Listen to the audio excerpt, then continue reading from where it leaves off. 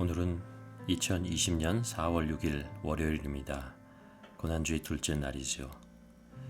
사순절은 41일 전 제2수요일에서 시작해 부활절 전날 토요일에 끝납니다.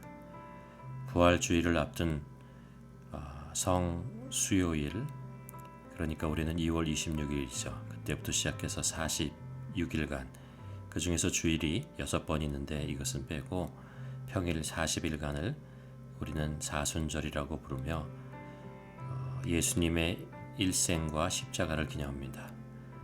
그리고 고난주간은 예수님이 로마군에 붙잡혀 빌라도의 재판을 거쳐 십자가에서 사형을 받기까지 지상에서 겪은 고난을 기념하는 한 주간입니다.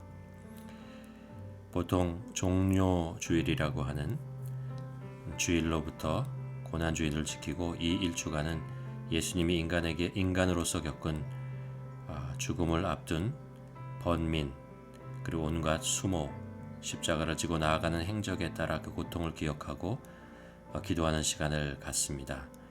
오늘부터 성경에서 예수님의 마지막 한 주 동안에 일어난 일들을 말씀을 통해서 찾아보면서 함께 묵상하려고 합니다.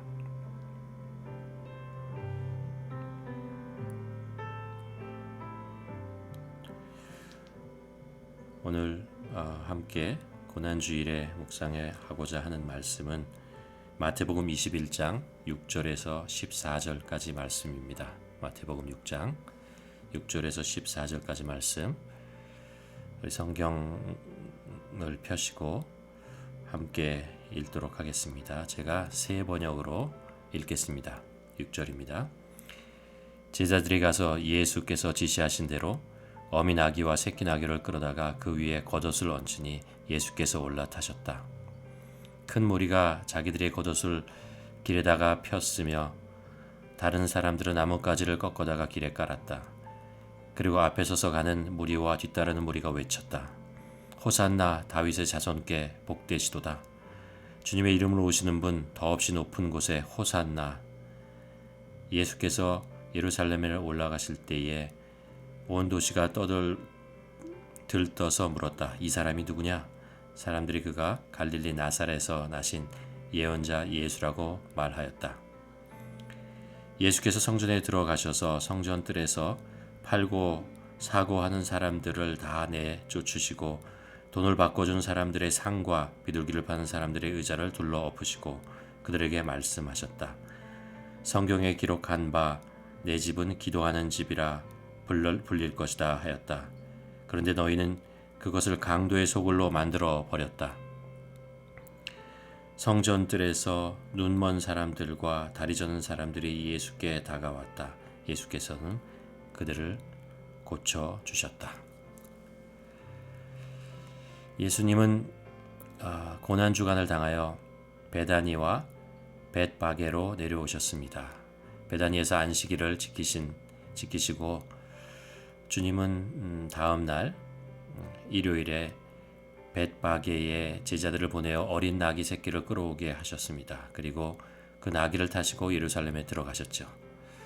이것은 스가랴 선지자가 예언했던 말씀을 이루신 것입니다.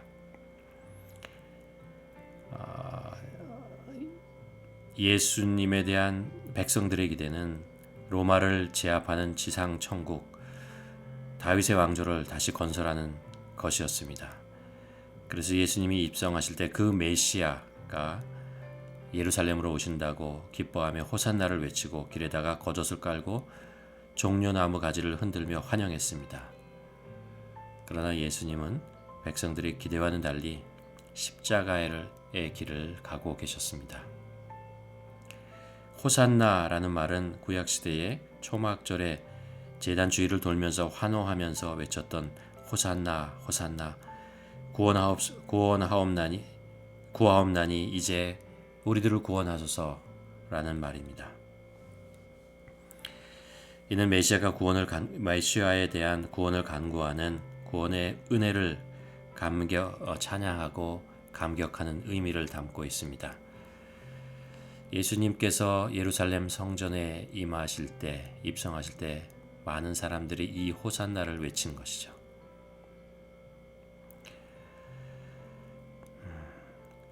여러분, 우리들은 찬양을 언제 드리는가요? 저는 기쁘고 즐거울 때 찬양합니다. 그러나 또한 마음이 먹먹하고 답답할 때도 찬양을 하게 됩니다. 예배 시간에 찬양을 드리죠. 그리고 또한 차 안에서 찬양을 듣고 또 부를 때가 많이 있습니다. 하나님의 영광을 높여드리고 싶을 때 찬양을 하게 됩니다. 또 찬양을 하다 보면 주님의 임재를 경험하게 되고 그 가사에서 은혜를 받게 됩니다. 저는 설교를 하기 위해서 하나님을 표현하는 좋은 단어와 문장을 찾기 위해서 씨름할 때가 참 많습니다. 보다 정확하고 깊이 있고 또 우리의 현실에 다가오고 마음에 와닿는 그 표현을 찾고 싶어서 그렇게 하는 것이죠. 그러다 찬양을 듣게 되면 찬양의 가사 한마디 한마디가 얼마나 진국인지 깨닫게 됩니다.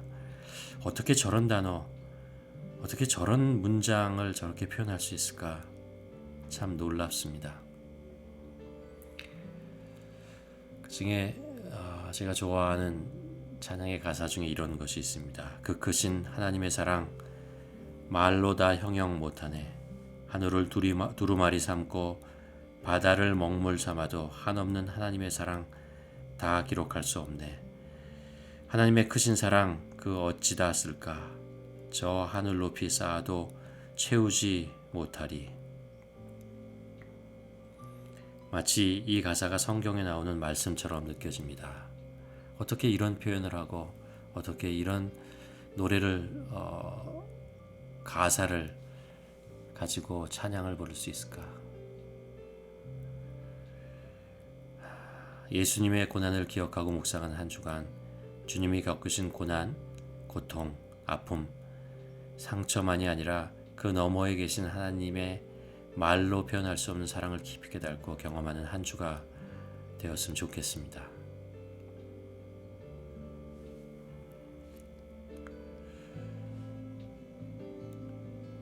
주님이 예루살렘에 입성하시고 첫 번째 날에 제일 먼저 행하신 일은 성전을 정결케 하시는 일이었습니다. 당시 성전에는 유월절을 맞이해서 많은 사람들이 몰려들었고 이들 모두 성전에 흠이 없는 깨끗한 제물을 가지고 와서 하나님께 드렸습니다. 그런데 성전을 관리하는 사람들은 제사를 드리러 찾아오는 사람들의 편의를 봐준다는 명목으로 성전 이방인의 뜰에 제물을 파는 장사들을 드리고 허용했습니다. 여기서 문제가 발생하죠. 대목을 노려 제물을 팔려는 장사치들은 성전 관리들에게 뇌물을 주고 흠없는 제물을 판 것이 아니라 싼 값에 정결하지 못한 흠이 많은 눈먼 양, 다리 한쪽이 없는 비둘기들을 비싼 가격에 팔아서 이윤을 남기고 있었습니다. 성전 앞에 이방인의 뜰은 완전히 지저분한 시장터가 되어버리고 만 것입니다.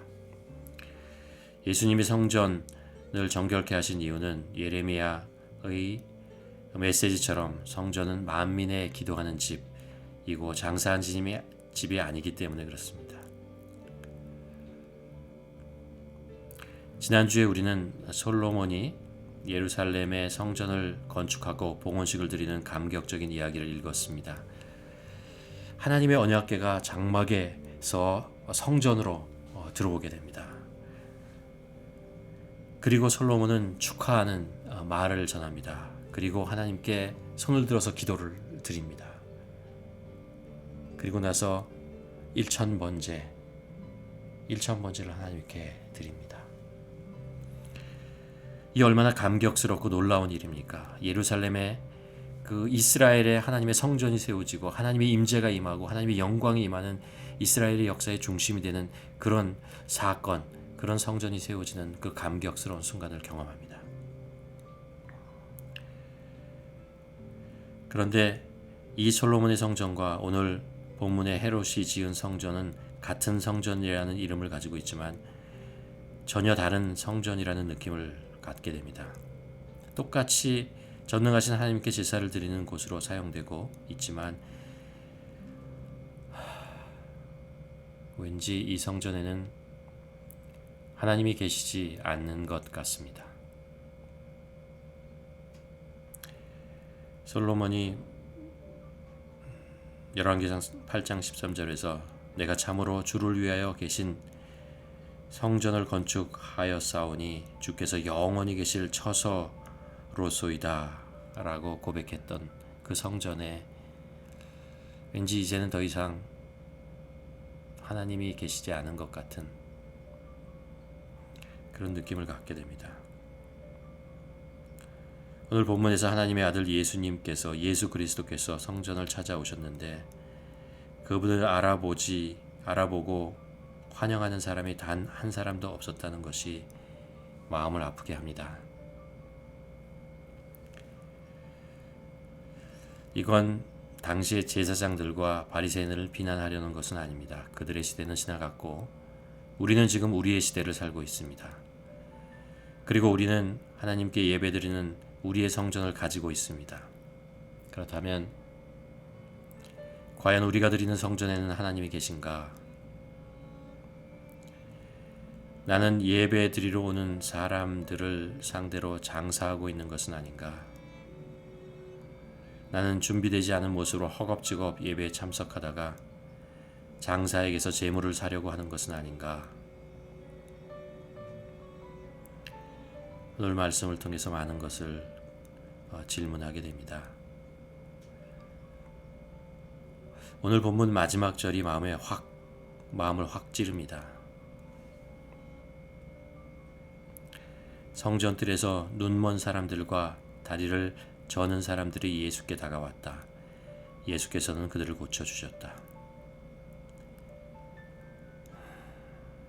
사람들은 눈 멀고 다리가 없는 흠이 많은 동물들을 사고 팔며 하나님께 거룩한 예배를 드리는 척하며 죄를 짓고 있는데 예수님은 성전 뜰에서 발견한 눈먼 사람들과 다리 저는 사람들을 불쌍히 여겨서 그들의 아픔을 위로하고 그들의 병을 고쳐 주셨습니다. 그 크신 하나님의 사랑 말로 다 형용 못하네. 하늘을 두루마리 삼고 바다를 먹물 삼아도 하나님의 사랑 다 기록할 수 없겠네. 하나님의 크신 사랑 그 어찌 다 쓸까? 저 하늘 높이 쌓아도 채우지 못하리.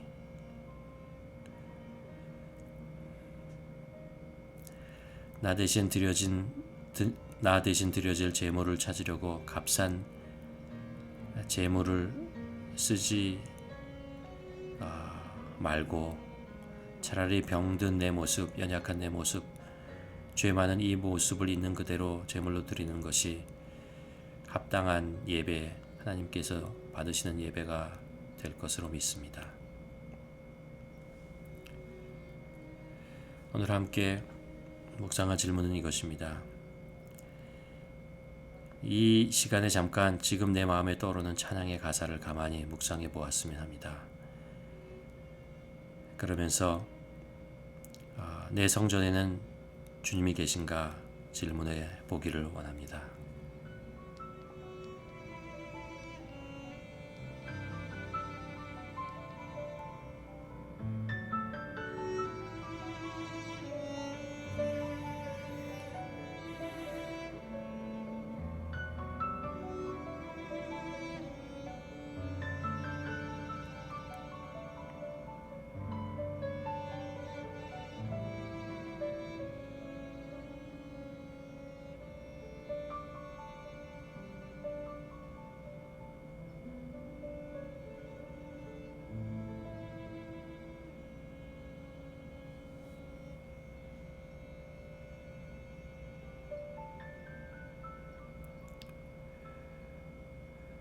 사랑의 아버지, 고난주의를 보내며 십자가의 예수님을 바라보기를 소원합니다. 하나님의 끝이 없으신 사랑을 가슴에 깊이 새기기를 원합니다. 그리고 그 십자가에서 나의 모습을 보게 하시고 회개하게 하여 주시옵소서. 내 안에 병든 자, 절뚝거리는 나를 십자가의 제물로 드리는 한 주가 되게 하게 하여 주시옵소서. 그리고 내 가슴을 만지시는 하나님의 우리 주님의 손길을 경험하며 위로와 치료로 회복되는 한 주 되게 하여 주시옵소서. 예수님의 이름으로 기도드렸습니다. 아멘.